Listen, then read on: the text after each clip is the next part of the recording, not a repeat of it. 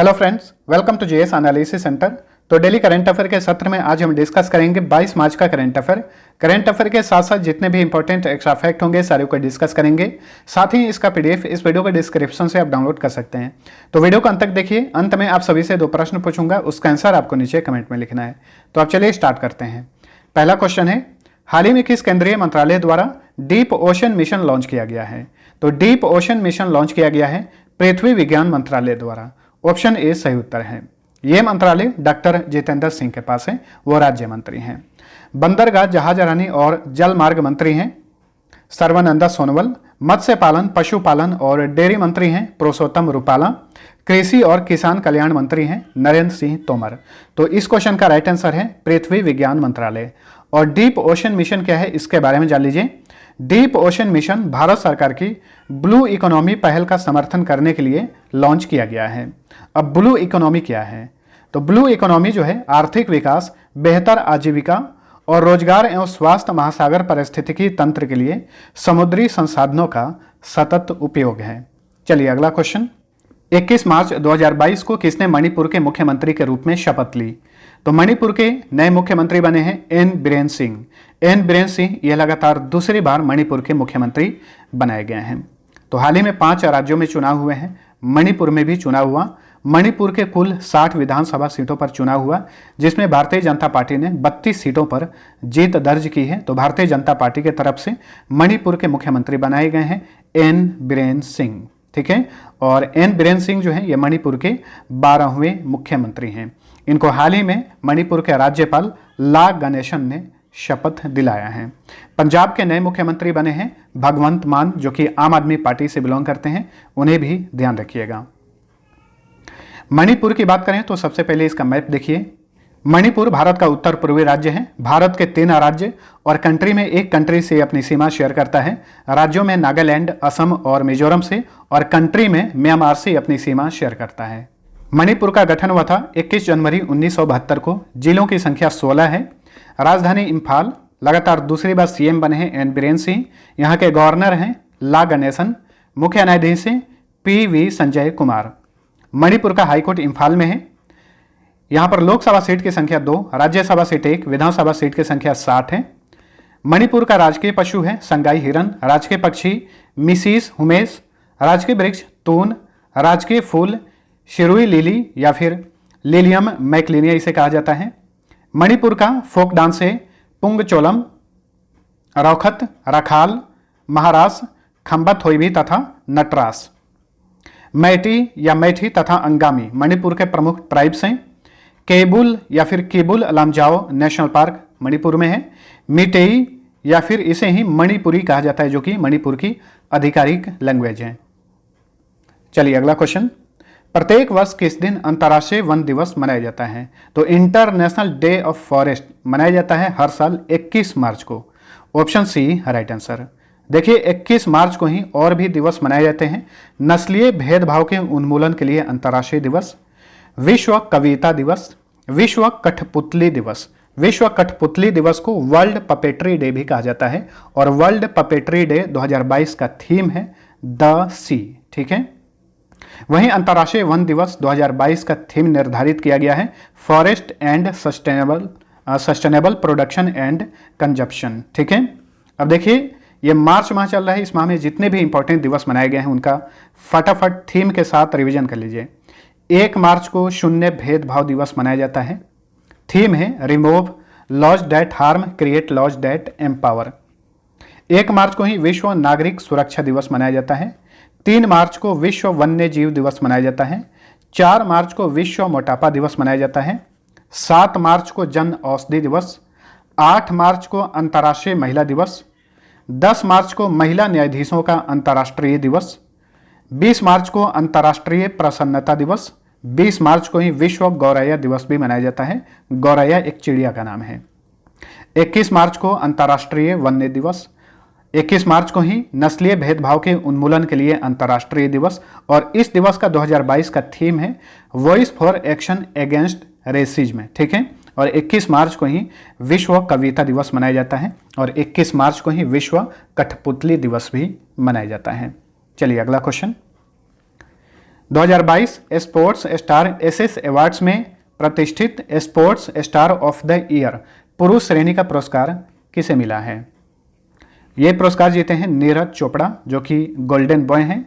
Tokyo Olympic 2020 में इन्होंने भाला फेंक में स्वर्ण पदक जीता था और इस तरह से टोक्यो ओलंपिक 2020 में ये एकमात्र स्वर्ण पदक विजेता है, इसलिए इन्हें गोल्डन बॉय कहा जा रहा है। ठीक है, ये हरियाणा से बिलोंग करते हैं और हाल ही में इन्हें गुड डॉट ने अपना ब्रांड एम्बेसडर बना है। साथ साथ में टाटा AIA लाइफ इंश्योरेंस ने भी इन्हें अपना ब्रांड एम्बेसडर नियुक्त किया है।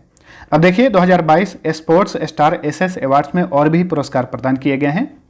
तो पुरुष श्रेणी का पुरस्कार जीते हैं नीरज चोपड़ा, वहीं महिला श्रेणी में sports star of the year का पुरस्कार जीती हैं मीराबाई चानू, जो कि मणिपुर की महिला वेट लिफ्टर हैं। इन्होंने टोक्यो ओलंपिक में रजत पदक यानी सिल्वर मेडल जीता था।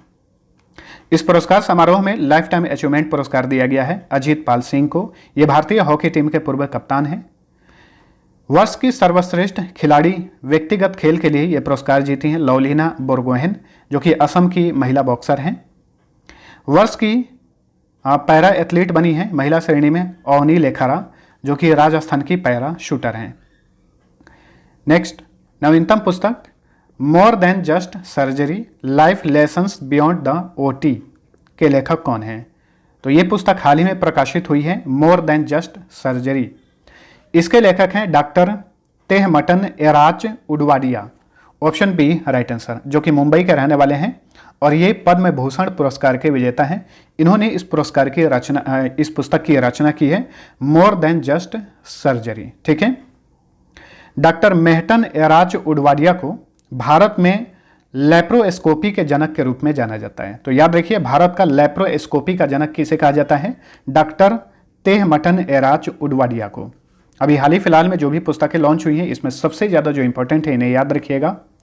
सोली सोराब जी लाइफ एंड टाइम्स के लेखक हैं अभिनव चंद्रचूड़।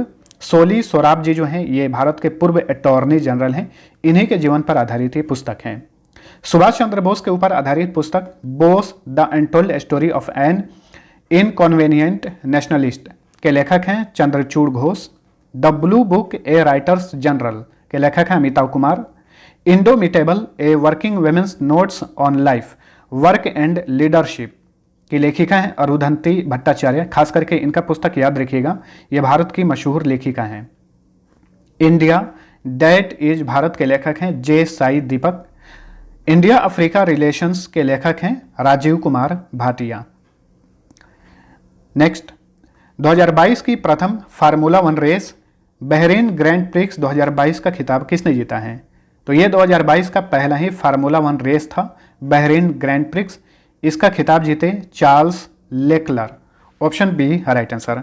चार्ल्स लेक्लर जो हैं ये मोनाको के रहने वाले हैं और फेरारी कार के ड्राइवर हैं। इन्होंने इस साल का पहला formula 1 race Bahrain grand prix 2022 का खिताब जीत लिया है। बहरीन की बात करें तो ये एक खाड़ी देश है। बहरीन की राजधानी है मनामा। यहाँ के किंग हैं हमाद बिन ईसा अल खलीफा। क्राउन प्रिंस और प्रधानमंत्री हैं सलमान बिन हमाद अल खलीफा। यहाँ की करेंसी है दिनार। नेक्स्ट, दोहा में आयोजित 19वीं एशियाई 100 यूपी बिलियर्ड्स चैंपियनशिप 2022 का खिताब किसने जीता है? तो देखिए 19वीं एशियाई 100 यूपी बिलियर्ड्स चैंपियनशिप 2022 का खिताब जीत लिए हैं महाराष्ट्र के रहने वाले पंकज अडवाणी। इस तरह से इनके करियर का ये 24वां अंतर्राष्ट्रीय खिताब और 8वां एशियाई खिताब है। ठीक है, पंकज अडवाणी ने ये खिताब जीत लिया है। दोहा कतर की कैपिटल है और याद रखिए इसी साल 2022 में फीफा विश्व कप का आयोजन कतर में किया जाएगा। पंकज अडवाणी ने हाल ही फिलहाल में और भी खिताब जीते हैं। IBSF 6 रेड स्नूकर विश्व कप 2021 का खिताब इन्होंने जीता। एशियाई स्नूकर चैंपियनशिप का खिताब इन्होंने जीता। राष्ट्रीय बिलियर्ड्स चैंपियनशिप 2021 का भी खिताब इन्होंने ही जीता। ये महाराष्ट्र के पुणे के रहने वाले हैं। नेक्स्ट, मालदीव की सरकार ने हाल ही में किस भारतीय क्रिकेटर को स्पोर्ट्स आइकन पुरस्कार से सम्मानित किया है? मालदीव भारत का पड़ोसी देश है। हाल ही में मालदीव की सरकार ने भारतीय क्रिकेटर सुरेश रैना को स्पोर्ट्स आइकन पुरस्कार से सम्मानित किया है। Option C right answer. Maldives की राजधानी है माली। यहाँ के राष्ट्रपति हैं इब्राहिम मोहम्मद सोली। यहाँ की संसद का नाम है पीपुल्स मजलिस। मालदीव की आधिकारिक भाषा है धिवेही, क्योंकि ये भारत का पड़ोसी देश है इसलिए यहाँ की आधिकारिक भाषा। राष्ट्रीय खेल वगैरह क्या है याद रखिएगा। यहाँ का राष्ट्रीय खेल है फुटबॉल। मालदीव की करेंसी है रुपया। रुपया जो करेंसी है और भी देशों में चलती है, भारत में तो चलता ही है, साथ साथ में है नेपाल, पाकिस्तान, इंडोनेशिया, श्रीलंका, मॉरिशस और सेशल्स में भी करेंसी का नाम रुपया है। चलिए अगला क्वेश्चन, गैर इंटरनेट उपयोगकर्ताओं को डिजिटल भुगतान की पेशकश करने वाली पहली भारतीय कंपनी कौन बनी है? तो ये है भारत पेट्रोलियम कॉर्पोरेशन लिमिटेड यानी BPCL। Option A right answer. कुछ दिन पहले ही RBI ने गैर इंटरनेट उपयोगकर्ताओं और जो लोग स्मार्टफोन का इस्तेमाल नहीं करते हैं उनके लिए डिजिटल पेमेंट करने के लिए UPI 123 पे लॉन्च किया था। ठीक है, तो इस तरह से UPI 123 पे ये एक गैर इंटरनेट उपयोगकर्ता के लिए डिजिटल पेमेंट मेथड है। तो RBI ने इसे लॉन्च किया था और इस पेमेंट मेथड को अपनाने वाली भारत की पहली कंपनी बन गई है भारत पेट्रोलियम कॉर्पोरेशन लिमिटेड। ठीक है, भारत पेट्रोलियम की स्थापना 1952 में हुई थी। मुख्यालय मुंबई में है। वर्तमान में इसके चेयरमैन और मैनेजिंग डायरेक्टर हैं अरुण कुमार सिंह। अगला क्वेश्चन है, एशियाई क्रिकेट परिषद ने अध्यक्ष के रूप में यानी प्रेसिडेंट के रूप में जय शाह का कार्यकाल कितने वर्ष के लिए बढ़ा दिया है? जय शाह वर्तमान में BCCI के सचिव हैं और जय शाह जो है केंद्रीय गृह मंत्री अमित शाह के पुत्र हैं। ठीक है, और ये वर्तमान में ACC के भी अध्यक्ष हैं और ACC के अध्यक्ष के रूप में फिर से इनका कार्यकाल 1 साल के लिए बढ़ा दिया गया है। पिछले साल ही ये ACC के अध्यक्ष बने थे, फिर से 2022 में 1 साल के लिए इनका कार्यकाल बढ़ा दिया गया है। अब ये 2023 तक इस पद पर बने रहेंगे। एशियाई क्रिकेट परिषद यानी एशियन क्रिकेट काउंसिल की बात करें तो इसकी स्थापना 19 सितंबर 1983 में की गई थी। इसके चेयरमैन है वर्तमान में अमिताभ चौधरी और प्रेसिडेंट हैं जय शाह। एशियाई क्रिकेट परिषद का मुख्यालय श्रीलंका की वाणिज्यिक कैपिटल कोलंबो में है। एशियाई क्रिकेट परिषद के सदस्य देश हैं 25। नेक्स्ट, टाटा कंसल्टेंसी सर्विसेज ने प्रबंध निदेशक और मुख्य कार्यकारी अधिकारी के रूप में राजेश गोपीनाथन का कार्यकाल कितने वर्ष के लिए बढ़ा दिया है? तो TCS ने MD और CEO के रूप में राजेश गोपीनाथन का कार्यकाल अगले 5 वर्षों के लिए बढ़ा दिया है। राजेश गोपीनाथन TCS के MD और CEO बनाए गए थे 2017 में 5 साल के लिए। फिर से 2022 में इनका कार्यकाल अगले 5 सालों के लिए बढ़ा दिया गया है, यानी 2027 तक ये पद पर बने रहेंगे। टाटा कंसल्टेंसी सर्विसेज जो कि टाटा ग्रुप की एक सब्सिडरी है, भारत की सबसे बड़ी ये IT क्षेत्र की कंपनी है। टाटा कंसल्टेंसी सर्विसेज की स्थापना 1 अप्रैल 1968 में की गई थी। मुख्यालय मुंबई में है।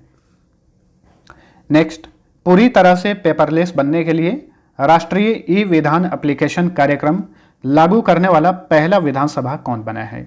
या फिर ये क्वेश्चन ऐसे बनेगा, पूरी तरीके से पेपरलेस बनने वाला भारत का पहला विधानसभा कौन बना है?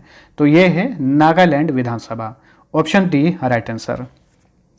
पूरे भारत के विधानमंडलों को पूर्ण रूप से डिजिटल बनाने के लिए केंद्र सरकार ने राष्ट्रीय ई विधान एप्लीकेशन लॉन्च किया है। तो ध्यान देखिए, राष्ट्रीय ई विधान एप्लीकेशन कार्यक्रम लागू करने वाला भारत का पहला विधानसभा बन गया है नागालैंड का विधानसभा। तो ऑप्शन डी राइट आंसर। ठीक है, पेपरलेस बजट पेश करने वाला भारत का पहला राज्य उत्तर प्रदेश है। वहीं पेपरलेस हाई कोर्ट बनने वाला भारत का पहला हाई कोर्ट है केरल हाई कोर्ट। वहीं पेपरलेस विधानसभा बनने वाला भारत का पहला विधानसभा बन गया है नागालैंड विधानसभा। नागालैंड भी भारत का उत्तर पूर्वी राज्य है। इसका मैप देखिए। नागालैंड भारत के 3 राज्यों से अपनी सीमा शेयर करता है। ये राज्य हैं मणिपुर, असम और अरुणाचल प्रदेश। कंट्री में ये म्यांमार से अपनी सीमा शेयर करता है। नागालैंड का गठन हुआ था 1 दिसंबर 1963 को। जिलों की संख्या 15 है। राजधानी कोहिमा। यहाँ के चीफ मिनिस्टर हैं नेफ्यू रियो। राज्यपाल हैं जगदीश मुखी जो कि वर्तमान में असम के राज्यपाल हैं। असम के अलावा अतिरिक्त प्रभार है इनके पास नागालैंड का। ठीक है, मुख्य न्यायाधीश हैं सुधांशु धूलिया। ये गुवाहाटी हाई कोर्ट के चीफ जस्टिस हैं। गुवाहाटी हाई कोर्ट के न्यायिक क्षेत्र में ही 3 और राज्य आते हैं। अरुणाचल प्रदेश, नागालैंड और मिजोरम, इन राज्यों का अपना हाई कोर्ट नहीं है। नागालैंड में लोकसभा सीट की संख्या 1, राज्यसभा सीट 1, विधानसभा सीट की संख्या 60 है। यहाँ का राजकीय पशु है गायल। जिसे मिथुन भी कहा जाता है। राजकीय पक्षी ब्लाइट्स ट्रेगोपन, राजकीय वृक्ष एल्डर, राजकीय फूल बुरांश। हॉर्नबिल यहाँ का प्रमुख त्यौहार है। हॉर्नबिल एक चिड़िया का भी नाम है और हॉर्नबिल जो चिड़िया है वो अरुणाचल प्रदेश और केरल की राजकीय पक्षी है। ठीक है। हॉर्नबिल त्यौहार हर साल दिसंबर माह में मनाया जाता है, 1 दिसंबर से 10 दिसंबर के बीच में नागालैंड में। नागालैंड का प्रमुख फोक डांस है वार डांस, चोंग, खैवा, लीम, नूरालिम, रेंगमा, नोगकेम, चिंता, कजरम, लिंग, कुर्सी नागा, चुमीके तथा दोहई। इंटांकी नेशनल पार्क है। फाकिम वाइल्ड लाइफ सेंचुरी, रंगा पहाड़ वाइल्ड लाइफ सेंचुरी, पुली बैज वाइल्ड लाइफ सेंचुरी सारे नागालैंड में है। नागा, नबुई नागा तथा अंगामी यहाँ के प्रमुख ट्राइब्स हैं। नागालैंड की आधिकारिक भाषा इंग्लिश है। तो फ्रेंड्स, ये था हमारा आज का करंट अफेयर। वीडियो पसंद आया है तो लाइक और शेयर जरूर करना। अब फटाफट डेली की तरह पिछले क्लास का क्विक रिवीजन कर लीजिए। पहला क्वेश्चन है 19 मार्च से senior national weight lifting championship 2021-22 कहाँ शुरू हुआ है? भुवनेश्वर में। हाल ही में राष्ट्रपति रामनाथ कोविंद ने किस स्थान पर चरतीलाल हेरिटेज पार्क का उद्घाटन किया? दिल्ली में। संयुक्त राष्ट्र के 10वें वर्ल्ड हैप्पीनेस रिपोर्ट 2022 में 146 देशों की सूची में भारत किस स्थान पर है? 136वें स्थान पर है भारत। 19 मार्च 2022 को भारत जापान शिखर सम्मेलन का 14वां संस्करण कहां पर आयोजित किया गया? नई दिल्ली में। और इस सम्मेलन में हिस्सा लेने के लिए जापान के प्रधानमंत्री योशिहिदे सुगा भारत की यात्रा पर थे। अमेरिकी राष्ट्रपति जो बाइडेन ने किस भारतवंशी को कोविड-19 प्रतिक्रिया समन्वयक के रूप में नियुक्त किया है? डॉक्टर आशीष झा को। 105 मीटर ऑफ शोर पेट्रोल वेसल श्रृंखला के 5वें पोत का क्या नाम है, जिसे हाल ही में केंद्रीय रक्षा सचिव अजय कुमार ने कमीशन किया गोवा में? तो इस पोत का नाम है सक्षम। 20 मार्च 2022 को किस विषय के साथ विश्व गौरैया दिवस मनाया गया? इसका थीम है आई लव स्पैरो। नवीनतम पुस्तक Soli Sorabjee life and times के लेखक कौन है? अभिनव चंद्रचूड़। हाल ही में किस कंपनी ने भारत का पहला ईंधन सेल इलेक्ट्रिक वाहन लॉन्च किया है? टोयोटा इंडिया ने। भारतीय स्वतंत्रता के 75वें वर्ष के उपलक्ष्य में महात्मा गांधी के नाम पर ग्रीन ट्रायंगल का उद्घाटन किस देश में किया गया है? मेडागास्कर में। 19 मार्च 2022 को केंद्रीय रिजर्व पुलिस बल ने अपना कौन सा स्थापना दिवस मनाया? 83वां। जुलाई से अगस्त में होने वाले 44वें फीडे शतरंज ओलंपियाड 2022 की मेजबानी किस शहर को सौंपी गई है? चेन्नई को। अब लास्ट क्विज का आंसर जानिए। पहला क्वेश्चन था अमेरिका ने हाल ही में किस देश को गैर नाटो सहयोगी देश का दर्जा दिया है? कतर को। दूसरा क्वेश्चन था अंतर्राष्ट्रीय क्रिकेट परिषद का सर्वोच्च सम्मान ICC spirit of the cricket award 2021 के विजेता कौन बने हैं? तो ये हैं डेरिल मिशेल, जो कि न्यूजीलैंड के क्रिकेटर हैं। तो मैक्सिमम लोगों ने आंसर सही दिया था। अब चलिए आज का पहला क्वेश्चन है निम्न में से किस देश ने सैन्य उपग्रह नूर 2 लॉन्च किया है? दूसरा क्वेश्चन है 6 बार क्रिकेट विश्व कप खेलने वाली विश्व की पहली महिला क्रिकेटर कौन बनी है? दोनों क्वेश्चन का आंसर नीचे कमेंट करके बताइए। मिलते हैं अगले वीडियो में, तब तक के लिए टेक केयर।